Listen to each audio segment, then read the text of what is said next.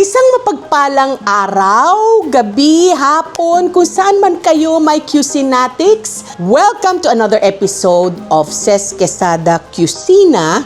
At ngayon ay syempre isang napaka-interesting episode na meron tayo ngayon. Naalala ninyo na gumawa tayo dati isang series kung saan tayo ay magre-recycle ng lumang ulam para gumawa ng bagong ulam. Ginawa natin yun sa bahaw. Pero ngayon, ang daming nagre-request na gumawa naman ako ng isang episode tungkol sa ating sobrang adobo. 3 recipe ang gagawin natin using ang ating leftover adobo. First recipe natin ay ang adobo shawarma.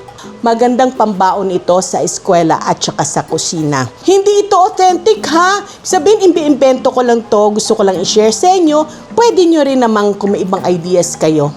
Ito pang sundot lang ng mga creativity ninyo.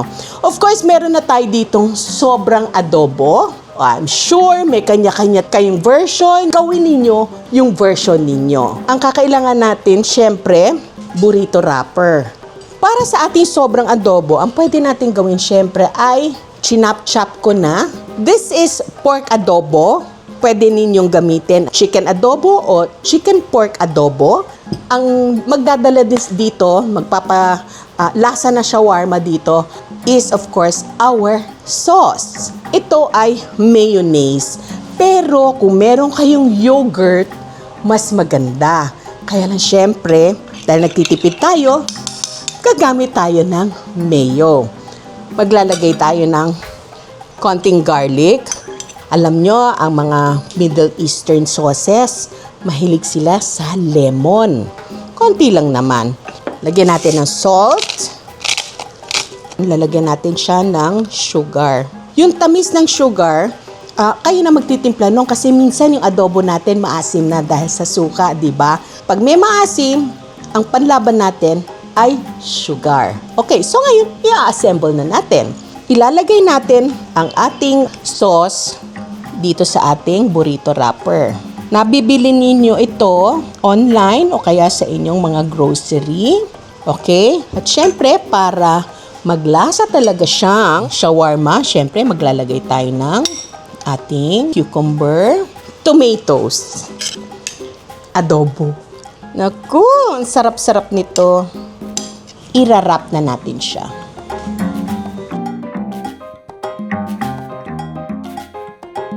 Ito na po ang ating shawarma. Taste test tayo. This is it.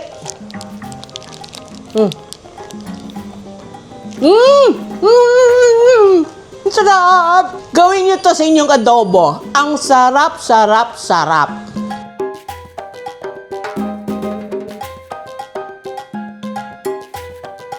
Ang ating recipe ngayon ay ang adobo pasta. Galing sa ating leftover adobo. Ito, yan. Marirecycle natin ang ating adobo at gagawa tayo ng panibagong ulam. As usual, gagawin natin ang ating adobo sauce. Maglalagay tayo ng kaunting mantika. Konti lang naman dahil ayaw natin masunog yung ating bawang. Maglalagay tayo ng kaunting butter lang. Low fire para hindi masunog yung ating bawang. We will put our bawang.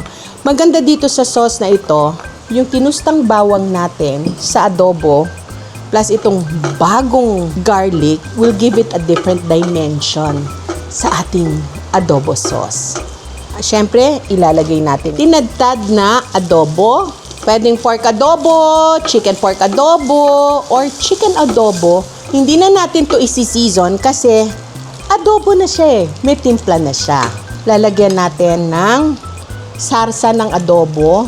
Yung basic sarsa niya lang para magkaroon lang ng adobo flavor. Ngayon, lalagyan natin ito ng kaunting water. Lalagyan natin ito ng kaunting cream. At syempre, pasta water para maging mas creamy siya. Gusto ko pa i-push ng konti Gusto ko maglagay ng konting lemon. Konti lang. Okay, ilagay muna natin ito dito.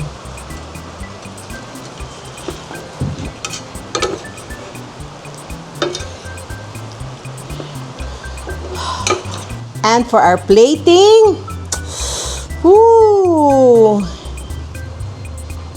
Napakasarap, mainit-init pa.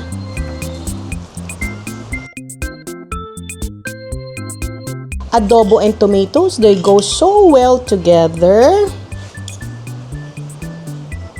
Maganda yung meron tayong kaunting adobo. Maglalagay tayo ng kaunting parsley. And now for our taste test.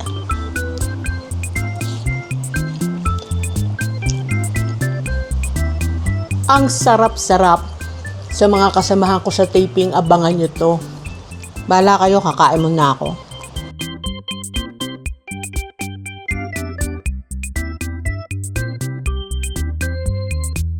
Ang ating recipe ngayon para sa ating binuhay na adobo series ay ang chicken adobo liver pate. Siyempre, liver pate dahil ang gagamitin nating main ingredient ay itong chicken liver adobo. Pag nagluluto kasi ako ng adobo, naglalagay talaga ako ng atay para maganda yung ating sarsa. Yung sobrang atay, yun ang gagawin natin na liver pate. Pinadikdik ko na ng gayon para mas maganda natin i-blend later on. So, ano ang masangkap natin? Siyempre, onions ang gagamitin natin. Pero kailangan natin siyang lutuin, i-soften para medyo ma-temper down yung lasa ng sibuyas. Okay? So, mag-heat tayo ng pan, konting oil, onions. Okay?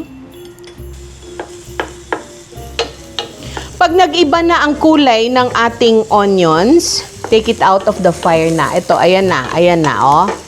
Ang gagamitin ko ngayon ay ang hand blender kasi nasira na, namayapa na yung aking food processor. So, this is a hand blender. Kung meron kayong blender na ordinary, bonggang-bongga. Kung meron kayong meat grinder, pwede din. Basta yung, kung gusto ninyong medyo smooth ang pate ninyo, maigi talaga na padaanin nyo sa machine. Pero kung wala, ay ditagtad o kaya yung manual, pwede din. Kaya lang may buo-buo.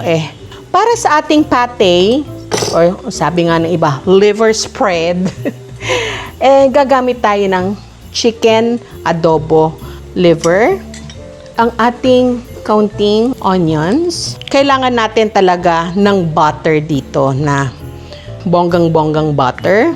Para hindi masyadong mahirapan yung blade ng ating machine, maglalagay tayo syempre ng konting liquid. Ang ilalagay ko ay yung ating adobo liquid.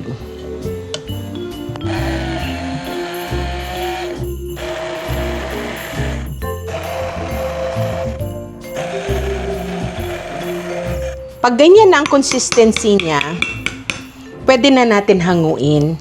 Para siyang homemade liver spread, but without the preservatives. So, para sa mga anak ninyo, maigi ito. Maganda, pag nilagay ninyo ito sa ref, yung butter na nilagay ninyo dito, titigas, di ba? So, magsiset siya ng maganda. Okay? So, ito na ang ating liver pate. Chicken adobo liver pate. O sige, tikman na natin.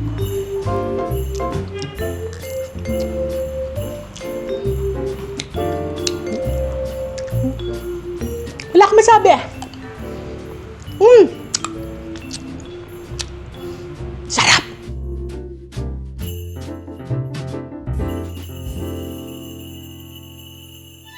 Oh, diba?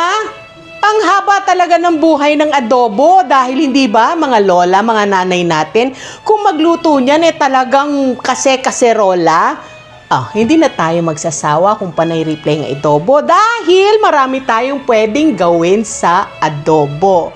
So, Kung nag-enjoy kayo sa recipes natin ngayon, mangyari lamang na invite ninyo lahat ng inyong mga kakilala, kaklase, kaibigan, kahit kaaway. Paalam ninyo na meron tayong ganitong kusina para lumaki ang ating community.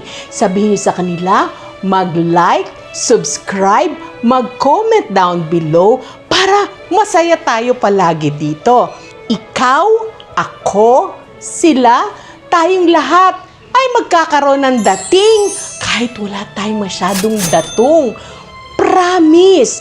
Dahil dito sa ating kusina, magtutulungan tayo kahit mahirap ang buhay. Aralin natin ang pagluluto, itanong nyo sa akin, sumulat kayo at sa abot ng aking makakaya ay susulatan ko kayo. Huwag lang masyadong maiinip, ha? Till next time, aabangan ko kayo dito uli sa ating kusina.